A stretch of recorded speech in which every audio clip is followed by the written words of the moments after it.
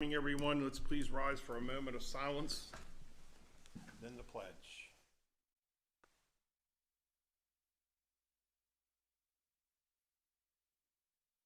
And now the pledge. I pledge allegiance to the flag of the United States of America and to the republic for which it stands, one nation, under God, indivisible, with liberty and justice for all. Good morning, everyone. I'd like to call today's meeting to order.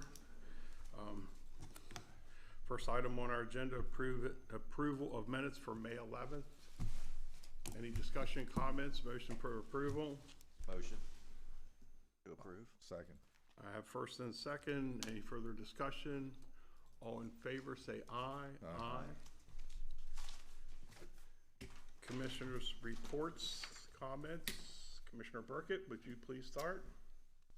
Last Thursday, I met with Dr. Klauber, the president of HCC, for a meet and greet. Friday, I met with the leaders of the Commission on Aging, and am looking forward to seeing some of the post-COVID programs start up for our local seniors. By the way, if you're looking for a way to give back to your community, the Commission is looking for volunteers, especially in their meal delivery program.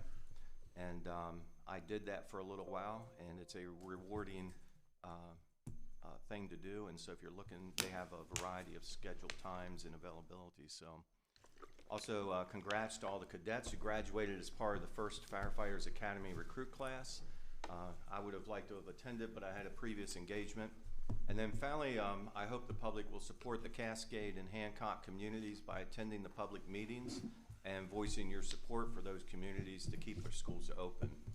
The Cascade meeting will be held Tuesday the 25th at 5 o'clock at Smithburg High School. And the Hancock meeting will be held next Wednesday the 26th at 5 o'clock at the Hancock High School. So. Thank you, sir. Commissioner Wagner? Good morning.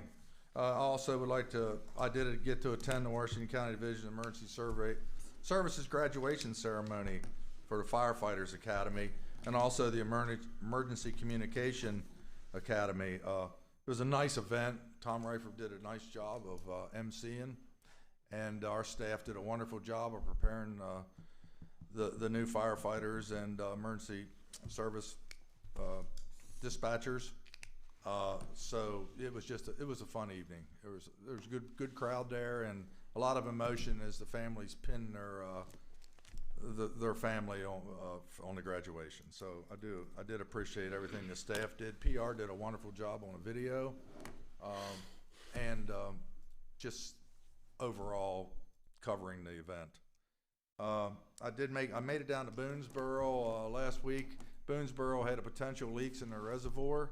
It was sort of a fun thing, because not that they have a leak, but they brought Newmarket Company 15 dive team in. They've been here helping the county out quite a bit. Might be nice if we could give them a donation. Our county doesn't offer a dive team. It's just way too expensive. Those divers, they were so professional. You'd had to witness it to see how thorough they were, because they were diving under a tarp that covered the reservoirs, sort of like ice diving. But their equipment is, each man is just alone for one set of gears is like 10 grand, 10, 11,000. So they got a lot of money, and a lot of it's their own money. If we would have contracted them out, what would possibly have been a fee for them? Oh, if you'd have had to contract a dive team with equipment like that, I can't even imagine. It had to be, 10 grand plus, I would think. But they're very professional, and they don't ask for a nickel. They show up. They showed up at Black Rock. They came up to Boonesboro, and they were somewhere else. Probably going to have to come back to Boonesboro. But it was quite an experience to watch them work. Would Commissioner Burkett or Wagner consider something of our contingency fund to help them with that?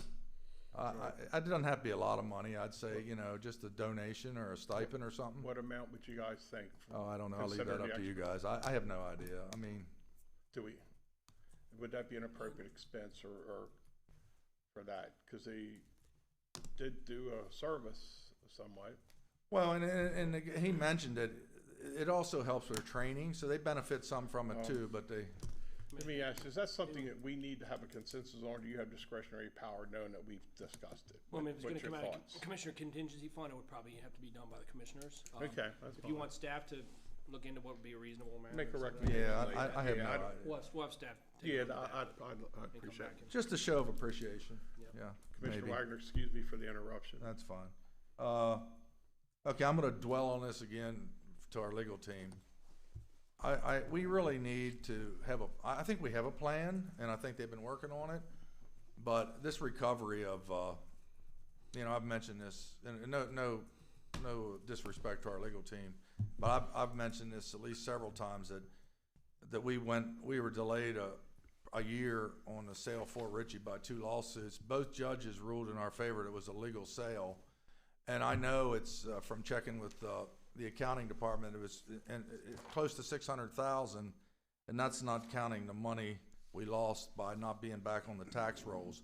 Now, thankfully, we've sold it. It's under new ownership, and but I think we really need, when it causes the county and it's up to the buyer to do what they want to do, that we need to try to recover some funds. So I think it's just taxpayers got a lot of money in that from the sale. Delay of the sale. I mean, simple as that. Delay of the sale because the 2 lawsuits cost us $600,000+. And That 600,000 was our operational money? that was what it cost us to operate it, yeah. And then I didn't even count tax roll. I mean, what did we lose from not being on a tax roll? Or I didn't get that figure. But maybe we could put that in as a priority to do some investigation into that and seeing what we come up with. We'd be glad to. I mean, as you know, Mr. Marley, who's an out of county resident, filed suit right before the sale was to close. As a result of that suit, the closing was delayed. The circuit court dismissed the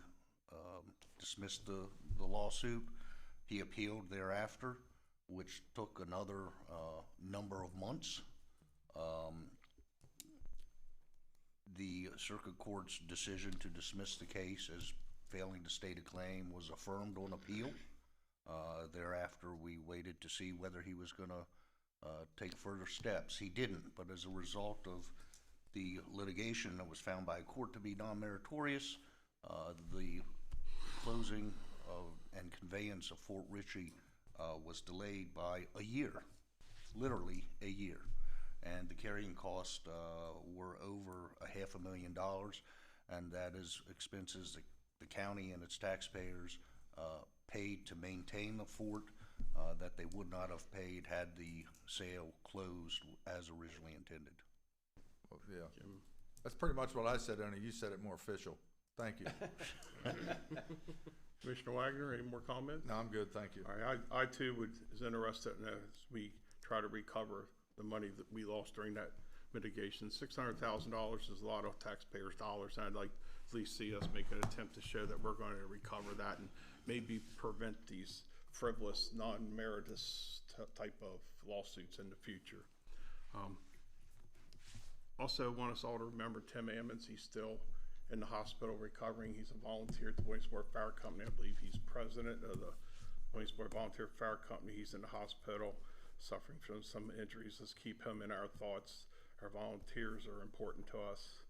I want to note a special congratulations to Reverend Alan Weatherhold of Hancock St. Thomas Episcopal Church.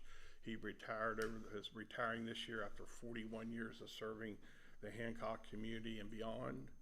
I also want to send my congratulations. I attended the ceremony for the Fire Academy and Emergency Communications Specialist.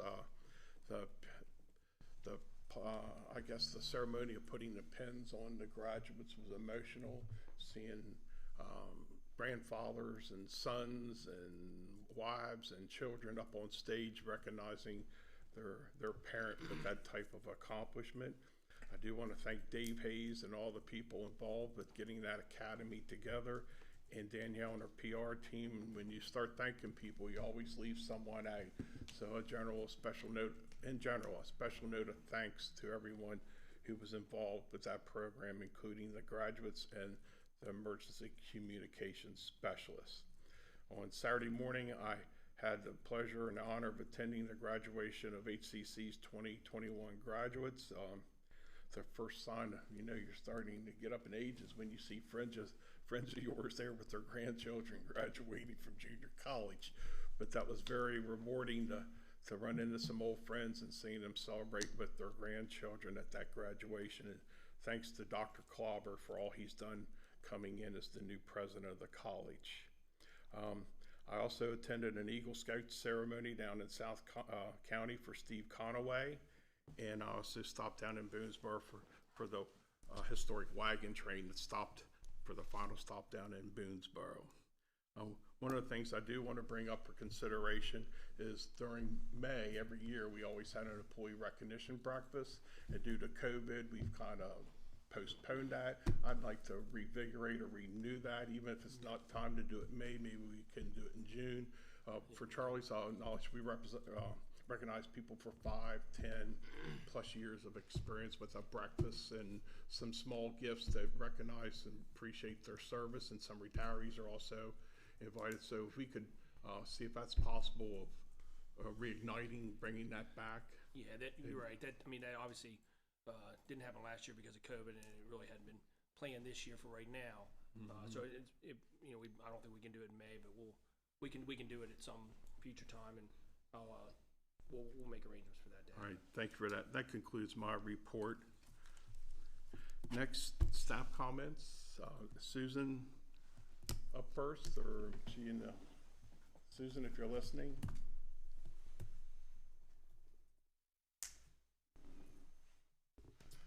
Was she on for speaking? Yeah, as a staff comments.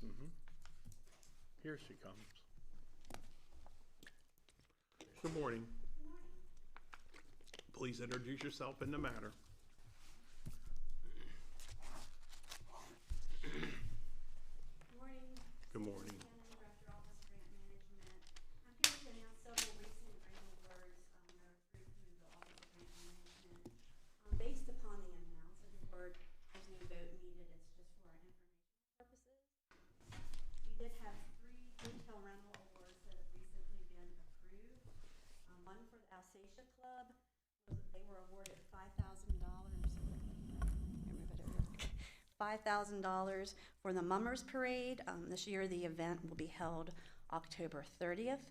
The second was for the James Shell Wagon Train Foundation, which was awarded $1,500 for the Wagon Train and National Pike Festival, which was held this past weekend.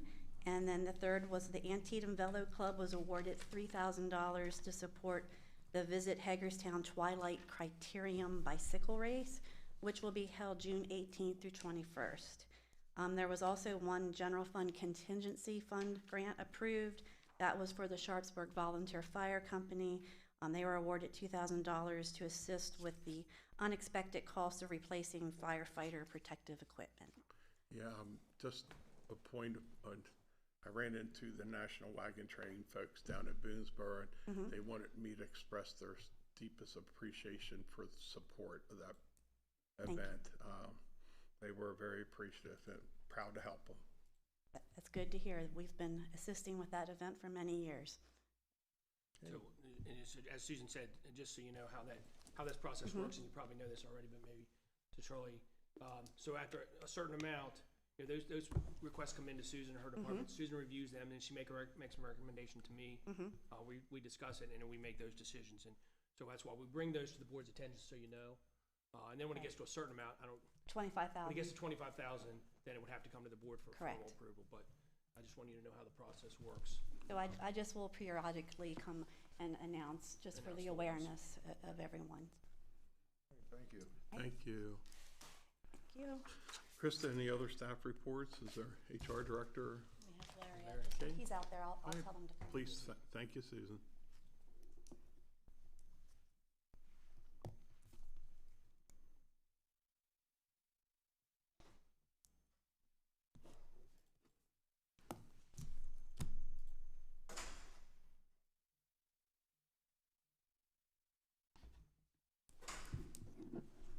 Good morning, sir. Good morning. Welcome back. Thank you. Please introduce yourself in the matter. Morning, ladies and gentlemen. I'm Larry Etchison. I'm the Director of Human Resources. It's a great day today. I have one candidate that I'd like to propose for the commissioners. It is for our new airport director, position 864.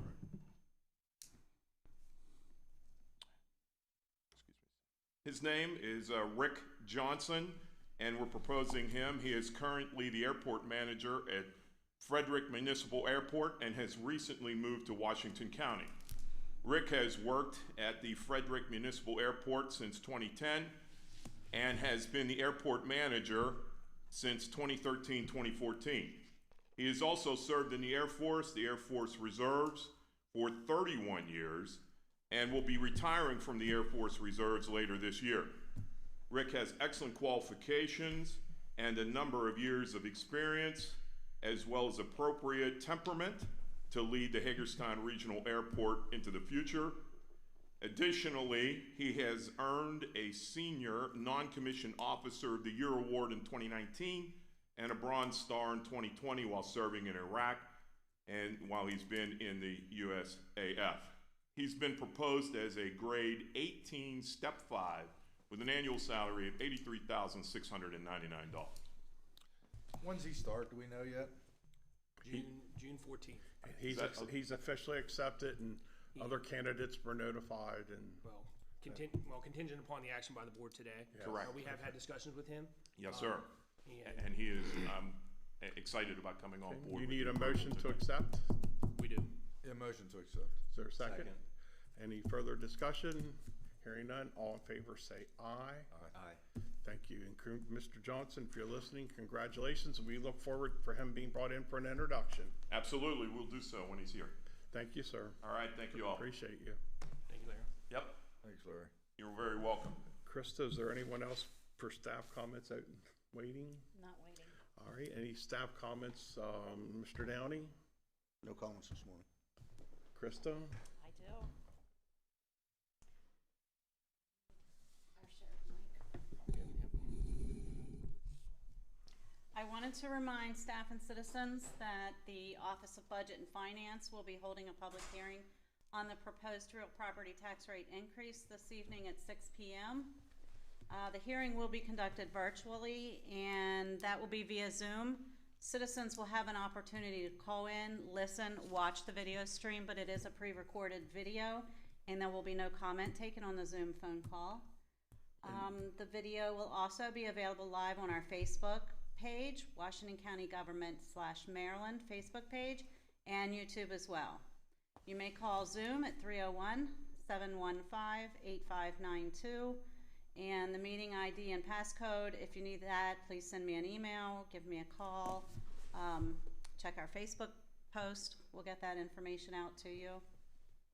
Also, I have two boards that Krista, since that is a public hearing, how can citizens who wish to comment provide input to the commissioners? Okay, good point, I'm sorry. Citizens may submit comments for the public hearing via our virtual citizen participation form. There's a link on our county website. We have a link in a press release that was sent out. Or you can submit your comments to the commissioners regarding the matter to khart@washco-md.net. You may mail those to the Board of County Commissioners at 100 West Washington Street, Suite 1101, Hagerstown, Maryland 21740. Attention County Clerk. Or you may phone 240-313-2204. Please leave a voicemail with your comment, and it will be shared with the commissioners.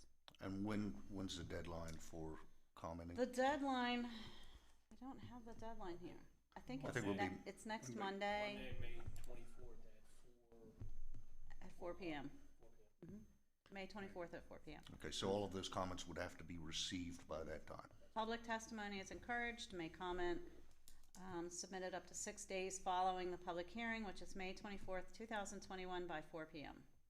There's also the Citizens Guide to the Budget 2022 is on our website.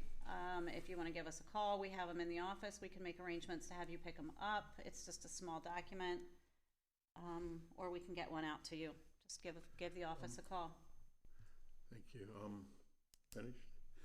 Before Before you get, John, I know you were gonna announce the meeting, the virtual meeting tonight, but when they state real property tax increase, we're not increasing the property tax. That's, It is not. No, That's just the a- constant yield. it's called the constant yield. We're not, there was no, The tax rate is still 94.8 cents per 100,000, or per 100.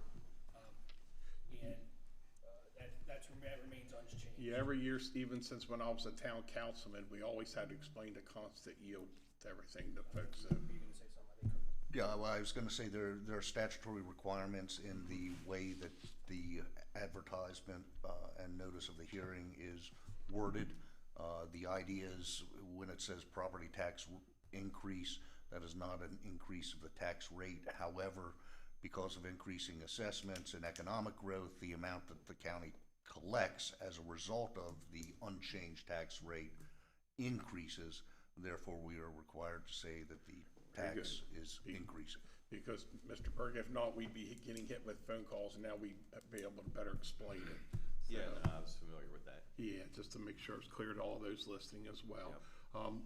County Administrator, sir, would you have any comments? I still have two boards. Oh, I was gonna say, Chris is still has. Oh, two. I'm sorry. I'm sorry, pardon I me. still have two boards and commissions. I have the the Housing Authority of Washington County would like to accept a recommendation to appoint Amanda Gregg to serve an unfulfilled term through July 31st, 2024 on the board. This is not a paid board. Motion to approve Amanda Gregg. Third, second. First and second, any further discussion? Hearing none, all in favor say aye. Aye. Congratulations, Thank you. Amanda. Also, the Washington County Agricultural Land Preservation Advisory Board are presenting the recommendation to reappoint David Roth to serve a third 5-year term. This will be from May 1st, 2021 through April 30th, 2026. This is not a paid board. Is there a motion to approve? Motion to approve. Second. I have a first and a second. All in favor say aye. Aye. Congratulations, Mr. Roth. Thank you. Okay, Mr. Montereno. Thank you, President Klein. Good morning, Commissioners. I just have a few items. I want to go back to the dive team. Dave Hayes and Sarah Greaves have discussed what you were just talking about. They're recommending $1,000. They thought that would be an appropriate donation. So if the Commissioners think that would be good. Yeah, that seems reasonable. That's sort of what I had, but I wasn't sure what. But they were listening. They texted you, didn't they? They were listening. I have an email from Sarah Well, Greaves. if we Her were and Dave have building already cities, discussed it. It'd be thousands of dollars if we would have had to contract that out. Right. So if we How have do they get? We called a stipend, a donation, or I think just a donation out of the Commissioner contingency fund. Do you want a vote or consensus? I think a vote. I think a vote to take it out of the Is there Commissioner a motion contingency. to authorize that $1,000? I motion. Second. Second, all in favor, say aye. Aye. We appreciate their efforts if they're listening. Yeah. Well, I know they have to come back, Right. and they're going to have to probably come back to Black Rock, And this benefited the town of Williamsport as well, correct? Boonesboro. Boonesboro. yes. Yeah, That's it right. did. It saved them. It helped them immensely. I think they did identify a couple leaks, but I'm not 100% sure on that. Yeah, I heard 3. 3. Yes. All right. Okay, any- so thank the dive team from Frederick County, and thank the staff for listening and getting back to me on that quickly. So They were losing a quarter glass of water. Every glass of water, they were losing a quarter of that through leaks. So I forget the quote, but it was like millions of gallons over so much period. All right, anything okay, else, sir? just a few more things.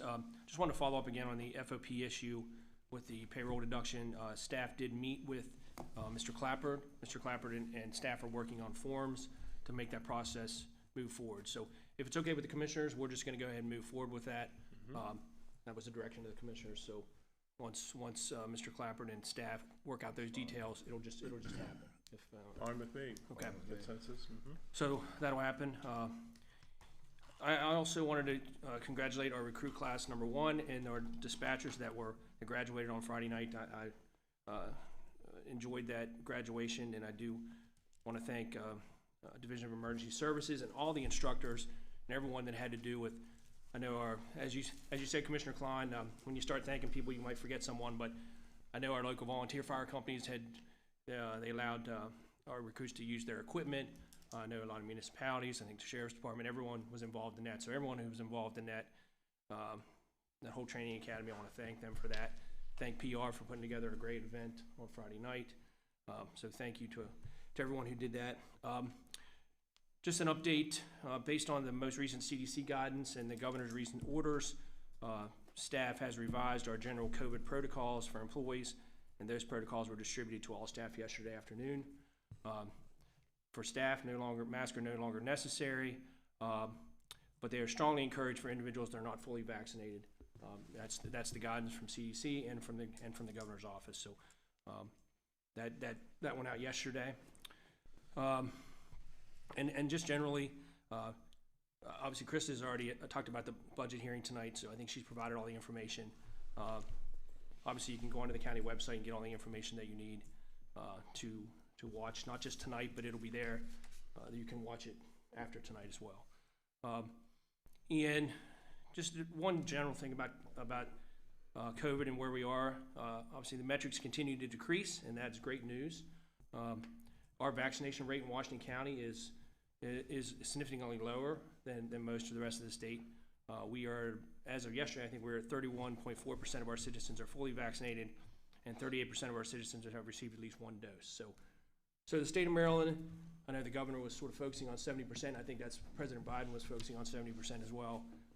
So our health department, county government is encouraging people to get vaccinated.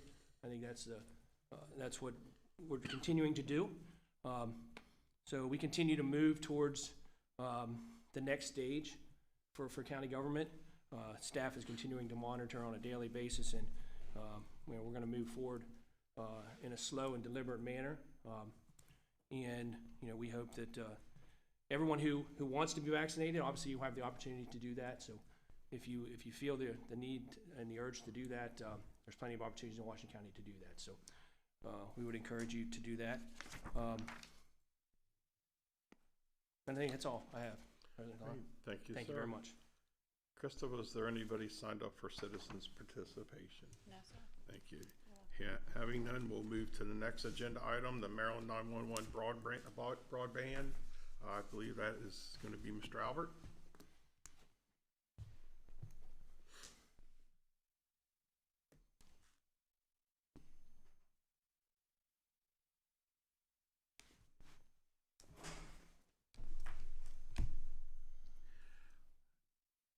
Welcome. Please introduce yourself. Yep. Allison Hartshorn, Grant Manager, Office of Grant Management. Mr. Albert can't join us this morning, so it'll just be me. Thank you. This morning, we're moving to approve the submission of the grant application for the Maryland 911 Board in the amount of $270,000 and accept funding as awarded for the cybersecurity solution and monitoring for customer premise equipment. The Washington County Emergency Services is requesting funding for an ongoing cybersecurity solution and monitoring for customer premise equipment for both primary and secondary sites. The request project will build on the work that was completed through the cyber benchmark process and will provide IT and support staff the tools and cyber assistance necessary to address vulnerabilities and may impact the 911 network, while continuously improving and evolving our cybersecurity over time.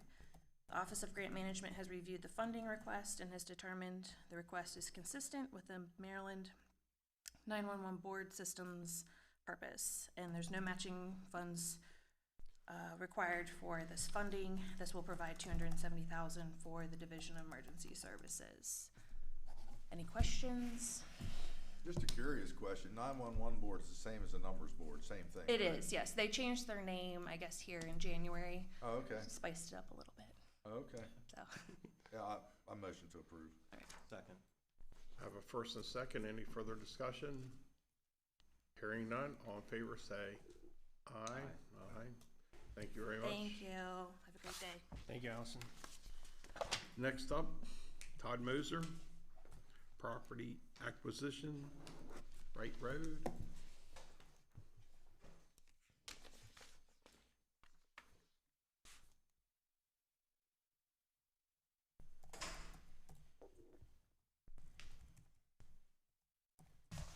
Morning, Todd.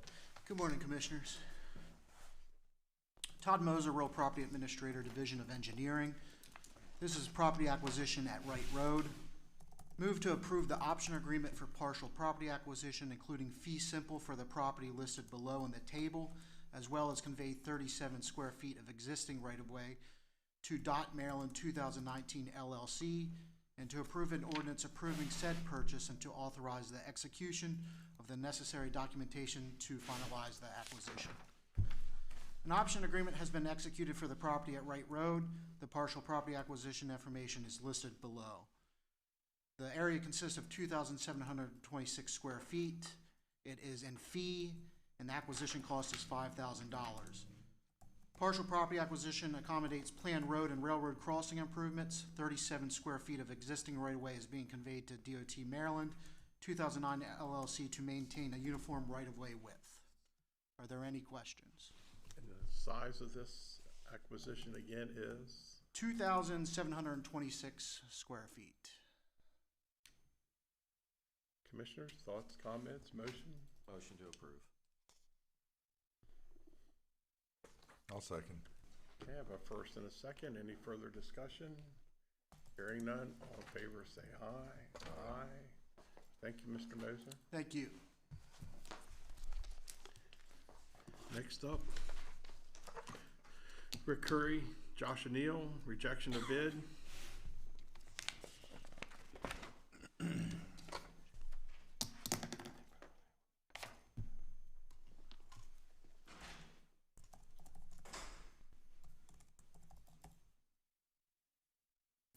Gentlemen, please introduce yourself in the matter. Thank you. Rick Curry, Director of Purchasing. Joshua O'Neill, Division Director of Information Systems. Before you is rejection of bid PUR 1501, pure storage capacity expansion. Recommendation is to take action which is in the best interest of the county and to request a bid for the pure storage capacity expansion be rejected due to the bid was not submitted in accordance with the county's procurement policy. As you can see in the RF, the bid was advertised we normally do on the various websites and medias. Also, the description of what the the pure storage capacity expansion project would entail. And also you have the bid tabulation of the bid that was submitted. Are there any questions? What was wrong with, it says it wasn't submitted in accordance with county procurement policy. The bid was submitted in accordance with the directions of being in a OPEC envelope, but then also the vendor submitted the bid in attachment with an email, which would allow everyone to see that pricing, which is not within policy. Those bids are to be sealed and read aloud when at 2 o'clock on a given day. Is there any other bids? I mean, is that it? That was the only bid at that time. So your plan is put it back out? Is that That's by policy, we have to put it back out for bid. right? Josh will have to make a modification to the specification, and then we'll put it back out for bid. Okay. Generally, the way the procurement process works is you request bids, the bids come in, there are two parts to the bid, the description of the bidder and their qualifications. If they are deemed appropriate, you, correct me if I'm wrong, Rick, determine them responsive, and then you look at the pricing. Is that correct? That would be in an RFP. This here was an invitation to bid, which is the specification is written telling the bidder exactly what you want. Prices come in. There's a time to say that all those prices will be open and read aloud. And then we do a bid tabulation. It's basically based on pricing. Right. This is based on pricing. Whereas the RFP, you have qualifications and experience. You take those in consideration before you get to pricing. Yeah, I guess that I'm just, if that was the only bid, I agree totally, but, so basically what's gonna happen, the people are gonna put the same bid back, they're gonna put another bid back in and follow the guidelines. This gentleman will definitely put another bid back in, but there are others who also wanted to put bids in, but they wanted to take and extending the deadline for submittal and whatnot. And that wasn't feasible because Josh wanted the project. So you would expect more bids next time? I do expect. Okay. Right. Motion to reject. Motion to reject. Is there a second? Second. Any further discussion? Hearing none, all in favor say aye. Aye. Thank you. Thank you. Folks, that concludes our open agenda. Need a motion to go into closed session. Motion to go into closed session. Second. All in favor say aye. Aye. Thank you. Staff, we're in closed session as soon as you take us off the air.